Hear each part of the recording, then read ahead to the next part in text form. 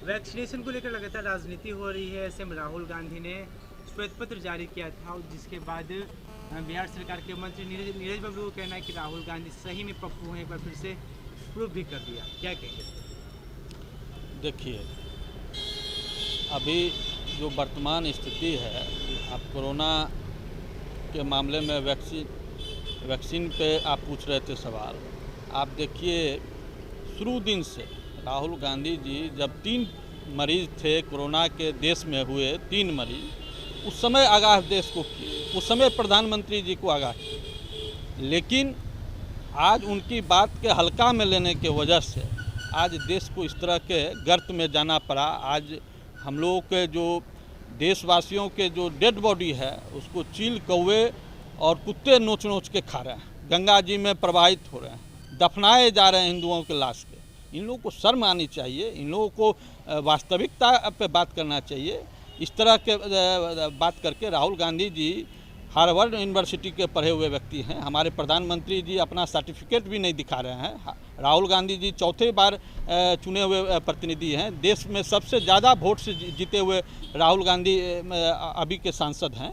इसीलिए इस तरह के हल्का बात करके वो अपना, अब लोग समझ गए जो हमारे, चूँकि आप देखिए भाजपा के लोग हर मोर्चे पे विफल हुए, मोदी सरकार हर मोर्चे पे, अब तो शर्म आनी चाहिए मोदी सरकार इस तरह के दुष्प्रचार से। केवल वो महंगाई, बेरोजगारी या कोरोना पे जो विफल हुए हैं उससे इस तरह से बचना चाहते हैं। इनके लोग को अब समझना चाहिए, एक मुर्गी को कितने बार हला लेंगे। इस तरह के दुष्प्रचार करके तो वह सत्ता हथिया लिए, लेकिन अब तो देश से संभल नहीं रहा। तो काम नहीं करने के मामले में असली पप्पू तो ये निकले देश के।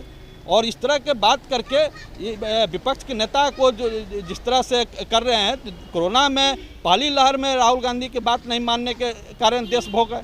राहुल गांधी जी पहले बोले थे, दूसरी लहर में नहीं बात मानने की वजह से देखे आपके क्या स्थिति रहा। तीसरी लहर में वो कोई टिक्का टिप्पणी नहीं भाजपा पर कर रहे हैं, वो सलाह दे रहे हैं जो भाई तीसरी लहर के देख के कोरोना में के बीमारी से कम लोग मरे हैं, सबसे ज़्यादा सरकार जिम्मेवार है, सिर्फ मोदी जी जिम्मेवार हैं इसके लिए, क्योंकि बेड और ऑक्सीजन के कमी से और दवाई की कमी से लोग मरे हैं। इसीलिए वो आगाह कर रहे हैं और उनकी बात को फिर नहीं माना गया। अगर मजाक इसी तरह बनाया गया तो वो अब मजाक बन रहे हैं, अब मोदी जी के मजाक बन रहे हैं जो देश नहीं चला पा रहे हैं। और इस तरह के हास्यास्पद बात करके आज गंभीरता से उनकी बात को लेना चाहिए। विपक्ष के लोग हैं, लोकतंत्र में विपक्ष की भूमिका होती है, इसीलिए इस तरह के बात करके बड़ा ही शर्मनाक बयान है भाजपा के लोगों को। इस तरह से अब लोग जो है इस तरह से अब गुस्से में हैं, लोग जो है काफ़ी, आप जिस तरह से आप देखिए 100 दिन में स्विस बैंक से लाने के बात किए थे, दुगुना हो गया कि नहीं।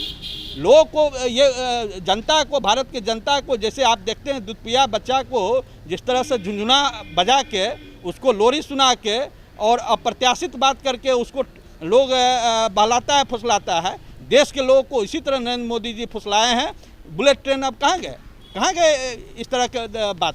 इसीलिए ऐसी बातें न करें और गंभीरता से जवाब दे देश को।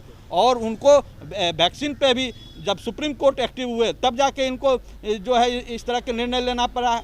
3 तरह के वैक्सीन पे भी ये दाम रखे थे, राज्य को अलग था, केंद्र को अलग दाम था, प्राइवेट अस्पताल को अलग था। इसलिए इस तरह के बात ना करें।